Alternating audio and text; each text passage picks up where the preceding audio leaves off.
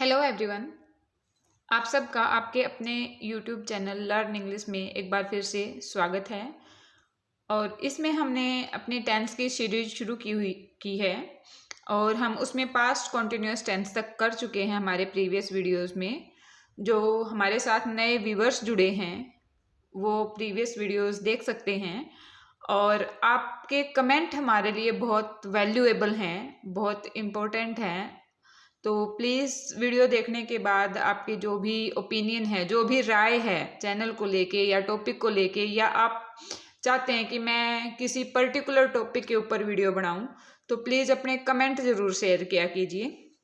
तो चलिए आज हम करते हैं past perfect tense. Past perfect tense में जो पहले काफ़ी टाइम पहले पास्ट में जो काम हो चुका था उस चीज़ को शो करने के लिए हम पास्ट परफेक्ट टेंस का यूज़ करते हैं। और पास्ट परफेक्ट टेंस की सेंटेंस स्ट्रक्चर क्या होती है, इसमें हमारे पास होता है सब्जेक्ट। सब्जेक्ट के साथ हमारी हेल्पिंग वर्ब आती है हैड, और हैड के साथ वर्ब की थर्ड फॉर्म यूज़ होती है हमेशा ही, और उसके बाद आता है हमारा ऑब्जेक्ट। एग्जाम्पल देखिए, When I reached there, जब मैं वहाँ पहुँचा, there he had gone, वो जा चुका था। जब मैं वहाँ पर पहुँचा तो वो जा चुका था। पास्ट परफेक्ट टेंस में आप इसकी मेन पहचान अगर देखोगे या मेन यूज़ अगर आप देखोगे तो इसमें आपको हमेशा दो एक्शन मिलेंगे, दो काम होते हुए मिलेंगे। और पास्ट परफेक्ट टेंस का मेन काम ही ये होता है कि ये हमें इस चीज़ को बताता है कि दो काम हो रहे हैं, पास्ट में दो काम हैं जो हो चुके हैं, और उनमें से कौन सा काम पहले ख़त्म हो चुका है। दूसरे काम के शुरू होने से पहले वो कौन सा काम पहले ख़त्म हो चुका है। दो काम हैं, दोनों में से कौन सा काम पहले ख़त्म हो चुका और उसके ख़त्म होने के बाद हमारा दूसरा काम शुरू हुआ है। ये जैसे एग्जाम्पल पे देखिए, आपको अच्छे से समझ आ जाएगा। When I reached there, जब मैं वहाँ पहुँचा, वो वहाँ पहुँचा। He had gone, उसके वहाँ पहुँचने से पहले ही वो जा चुका था। वो पहले जा चुका, उसके बाद ये पहुँचा है। ठीक है, तो आपको ऐसे दो तरह के सेंटेंस देखने को मिलेंगे। और ये हमारा कंडीशनल सेंटेंस के अंदर आता है, वो हम टेंस का चैप्टर कंप्लीट होने के बाद करेंगे कि किस टेंस के साथ दूसरा टेंस पर्टिकुलर टेंस आएगा। जैसे जब भी आप पास्ट परफेक्ट टेंस बनाते हो और उसमें दो सेंटेंस आए हुए हैं तो कंडीशन है कि आपको पास्ट परफेक्ट के साथ जो दूसरा हमारा वाक्य आएगा, जो दूसरा काम शो करेगा, वो हमेशा हमारा सिंपल पास्ट के अंदर ही आता है। Always keep it in mind, whenever we have to use past perfect tense to show two actions, then we have to use simple past tense। अगर जब कभी भी हमें दो कामों को शो करना है, पास्ट परफेक्ट टेंस में हम दो कामों को शो कर रहे हैं, तो अगर एक जगह हमने हैड गोन कर दिया तो दूसरी जगह हमारा सिंपल पास्ट टेंस ही आएगा। दोनों जगह हम ना तो सिंपल पास्ट कर सकते हैं और ना ही परफेक्ट कर सकते हैं। ठीक है, इसके मेन यूज क्या होते हैं।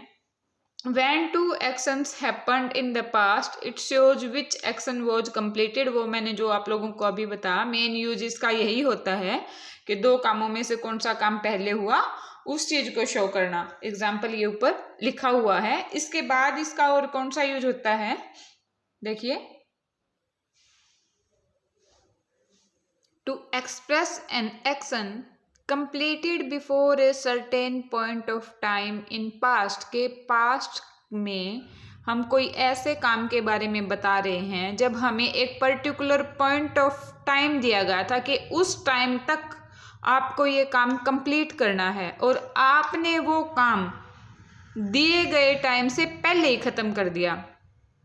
तो इस तरह की जब भी हमें सेंटेंस बनाना होता है या इस तरह का काम के बारे में हमें डिस्कस करना होता है जिसमें एक पर्टिकुलर पॉइंट ऑफ टाइम दिया गया है, आपको टाइम बता दिया गया या डेट बता दी गई कि आपको उस टाइम तक या उस दिन तक ये काम करना है और आपने आपका काम दिए गए समय से पहले ही कंप्लीट कर दिया है, तो उस तरह के वाक्य को शो करने के लिए हम पास्ट परफेक्ट टेंस का यूज करते हैं। देखिए, I had completed my work at 10 PM। मान लीजिए मैंने आप लोगों को कोई काम दे दिया और मैं आपको बोल दूं कि होमवर्क ही दे दिया कोई भी, कि टेंस के ऊपर आप अपनी टेंस के सेंटेंस दे दिए मैंने कि ये वाक्य बना के लेके आइए अलग अलग उनके, और मैं आपको कह दूं कि आपको 12 बजे तक बना के देने हैं, और आप क्या करो कि आप उसको पहले ही बना के दे दो।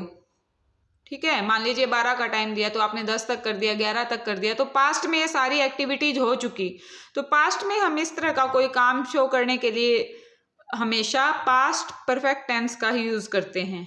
इसके बाद इसका अगला यूज आता है to express an impossible condition of past, के पास्ट में की कोई ऐसी असंभव स्थिति कि जो अब हम उस चीज को चेंज नहीं कर सकते। ऐसी इम्पॉसिबल घटना कि जो हो चुकी है, जो काम हो चुका है, और अगर हम चाहें भी ना तो उसका जो रिजल्ट है या उसका जो इफेक्ट है हम उसको बदल नहीं सकते। इस तरह का कोई भी वाक्य अगर हमें बनाना है तो हम वहां पे पास्ट परफेक्ट टेंस का यूज करते हैं। एग्जाम्पल देखिए, if he had worked hard, अगर उसने मेहनत की होती, ही वुड हैव पास्ड, वो निश्चित रूप से ही पास हो गया होता। उसने क्या किया, वो पढ़ा नहीं। मान लीजिए किसी बच्चे का रिजल्ट आ गया, हम बोल रहे हैं कि वो पढ़ा नहीं इसलिए वो पास नहीं हुआ, कि काश वो मेहनत कर लेता तो वो पास हो जाता। तो जब भी इस तरह की कंडीशनल सेंटेंस आता है या कोई ऐसी इम्पॉसिबल सिचुएशन, इम्पॉसिबल क्यों है, क्योंकि अब हम पास्ट में जाके उस चीज को चेंज तो कर नहीं सकते कि हम टाइम को रिवाइंड कर दें और वो जाके अपनी सिचुएशंस को चेंज करे, वहां पे जाके बहुत ज्यादा हार्ड वर्क करे और वो सिचुएशन चेंज हो जाए और वो पास हो जाए, तो वो असंभव सी चीज है। तो इस तरह का जब भी कोई वाक्य हो तो वहां पे हमेशा पास्ट परफेक्ट टेंस का यूज होता है। और पास्ट परफेक्ट टेंस में चाहे सिंगुलर है चाहे प्लूरल है, सब के साथ हेल्पिंग वर्ब हमेशा हैड ही आती है।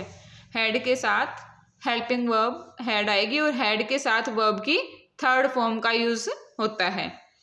ये थे हमारे पास्ट परफेक्ट टेंस के यूज। मैंने आपको बताया कि हम पास्ट टेंस का यूज कहाँ कहाँ करते हैं। फर्स्ट मैंने आपको बताया कि पास्ट टेंस का यूज हम दो तरह के सेंटेंसेस को दिखाने के लिए, दो कामों को दिखाने के लिए करते हैं मेनली, कि उन दो काम पास्ट में हुए हैं और उन कामों में कौन सा काम पहले खत्म हो चुका और दूसरा काम कब शुरू हुआ, उस चीज को शो करने के लिए। उसके बाद मैंने आपको बताया कि कोई ऐसा काम जो हमें पास्ट में एक पर्टिकुलर पॉइंट ऑफ टाइम पे दिया गया था कि हमें टाइम दे दिया गया, इतने टाइम के अंदर अंदर हमें वो काम खत्म करना है, और हमने वो काम उससे थोड़ा पहले ही खत्म कर दिया दिए गए टाइम से, तो उस चीज को शो करने के लिए भी हम पास्ट परफेक्ट टेंस का यूज करते हैं। और तीसरा मैंने आपको बताया to express an impossible condition of the past, के पास्ट की किसी ऐसी असंभव चीज को शो करने के लिए कि जिस चीज को हम जाके चेंज नहीं कर सकते, उस चीज को शो करने के लिए भी हम पास्ट परफेक्ट टेंस का यूज करते हैं। पास्ट परफेक्ट के यूज इतने ही थे। इसके बाद हम देखते हैं past perfect continuous tense. Past perfect continuous tense का यूज हम मेनली एक ही जगह करते हैं और इसकी सेंटेंस स्ट्रक्चर होती है सब्जेक्ट प्लस हेड। परफेक्ट का हमने हेड ले लिया, कॉन्टिन्यूअस का हमें पता है ये हमेशा टू बी की फॉर्म को लेके चलते हैं, तो यहाँ हमने कॉन्टिन्यूअस का ले लिया बीन, तो हमारी हेल्पिंग वर्ब आ गई हैड बीन। और हमारा काम को करने वाला सिंगुलर हो चाहे प्लूरल हो, हमेशा यही वर्ब की फॉर्म आएगी।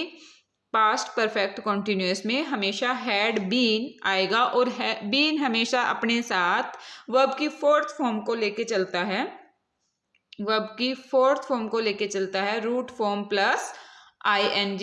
और अगर वहां पे टाइम मेंशन किया गया है, पर्टिकुलर पॉइंट ऑफ टाइम दिया गया है या एक पीरियड ऑफ टाइम दिया गया है, तो हम वहां सिंस या फॉर को यूज करेंगे और उसके बाद हमारा ऑब्जेक्ट आ जाएगा। इसका यूज देखिए कहाँ होता है, to express the continuity of an action at a given point in the past, कि पास्ट में कोई एक ऐसा काम हुआ है जो काफ़ी लंबे टाइम तक कंटिन्यू रहा है और उस काम का एक पर्टिकुलर पॉइंट टाइम फिक्स किया गया था कि इस काम को इसी टाइम पे होना है और वो वहाँ काफ़ी लंबे टाइम तक चलता रहा था। इस तरह के टाइम को हम जब भी शो करते हैं या इस तरह के काम को शो करने के लिए हम हमेशा पास्ट परफेक्ट कंटिन्यूअस टेंस का यूज़ करते हैं। एग्जाम्पल देखिए, अच्छे से क्लियर हो जाएगा। मैंने आप लोगों को पास्ट परफेक्ट में एग्जाम्पल कराया था that when I reached there he had gone, कि जब मैं वहाँ पहुँचा ही हैड गॉन, वो जा चुका था। तो उसी का हम एग्जाम्पल लेके चल रहे हैं। He had been waiting for me when I reached there, कि जब मैं वहाँ पहुँचा he had been waiting for me, कि वो मेरे लिए वहाँ पे वेट कर रहा था, मेरा इंतज़ार कर रहा था जब मैं वहाँ पर पहुँचा। तो उसने इंतज़ार करना बहुत पहले ही शुरू कर दिया था और जब तक वो वहाँ पहुँचा तब तक वो वहाँ उसका वेट कर रहा था। ठीक है, तो इसका इतना ही यूज़ होता है पास्ट परफेक्ट कंटिन्यूअस का। और अगर हमें टाइम दिया गया है, पॉइंट ऑफ टाइम दिया गया है या पीरियड ऑफ टाइम दिया गया है, तो हम उस टाइम को शो करने के लिए सिंस या फोर का यूज़ करते हैं। वो कंसेप्ट हमने सिंस और फोर का कंसेप्ट हम प्रीवियस वीडियोस में कर चुके हैं। जो नए व्यूअर्स हैं जिनको सिंस और फोर का यूज़ नहीं पता, तो वो प्रीवियस वीडियोस जाके देख सकते हैं। इसके साथ हमारा पास्ट टेंस कंप्लीट होता है। पास्ट टेंस में और परफेक्ट में सेंटेंस का जो स्ट्रक्चर होता है, मेनली ऐसे सेंटेंस जो हमें दो कामों को शो कर रहे हैं वो कंडीशनल सेंटेंसेस के ऊपर बन के चलते हैं। और फ्यूचर, इसके बाद हमारे शायद 1 या 2 वीडियोज और बनेंगे फ्यूचर टेंस के ऊपर, और उसके बाद मैं कंडीशनल सेंटेंस का आपको करा दूंगी कि जहाँ पे भी दो तरह के काम आए तो हमें पहले कौन सा टेंस यूज करना और दूसरे कौन सा टेंस यूज करना है। वो पर्टिकुलर उनके ऊपर कंडीशन लागू हुई होती हैं, हम उसके अलावा उनको यूज नहीं कर सकते। तो इसके साथ ही हमारा आज का लेक्चर कंप्लीट होता है और अपने कमेंट्स ज़रूर शेयर करें और थैंक यू।